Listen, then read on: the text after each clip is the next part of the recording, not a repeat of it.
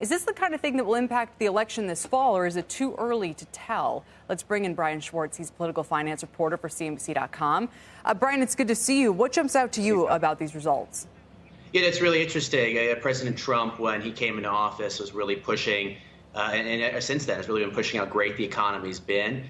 And the coronavirus really has kind of muddled the message here a little bit.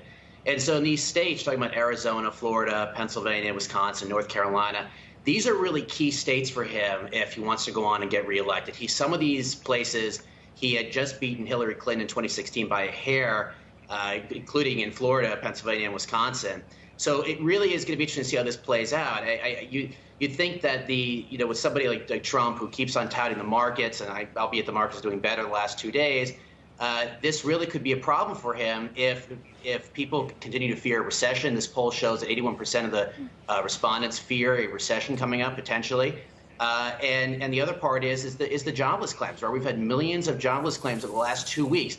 If that trend continues, voters in these states really could turn on Trump, and you could see that in the polls, and that could be potentially a boost to former Vice President Joe Biden, who's going to be the likely Democratic nominee at this point. So we'll have to see how this all plays out. But if this trend continues, President Trump could have a problem in his re-election. Kayla, how do you expect, if he anticipates that we might see the policy response increase or change?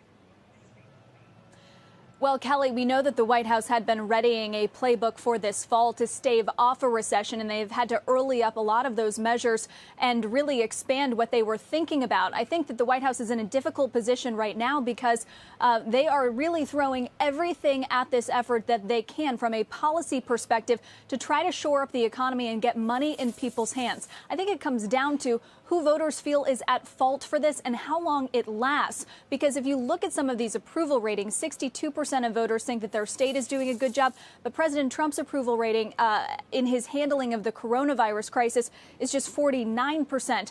So do voters feel that this is an act of God and the White House is simply having to respond to external forces that are outside of its control? Or do some of these critical independent voters fault President Trump for not acting quickly enough to try to stave off some of these statistics and some of these deaths in these states like New York that are really, I mean, they're gut-wrenching. They are heart-rending. How do voters feel about that, and who do they lay the blame with? Absolutely. Brian, we'll come back to you for the final word here. Yeah, I would say keep an eye on that small business optimism index. Right? It's down 8 points in March. That's the lowest it's been since it started. That group started doing that survey, the NFIB. That's, again, going to be a critical point of reference as we go further and further into the election, as we get closer to November. And voters, maybe they do have short memories, but I'll tell you what, I don't know, but they're going to be forgetting, these millions of job losses as we get further and further into 2020.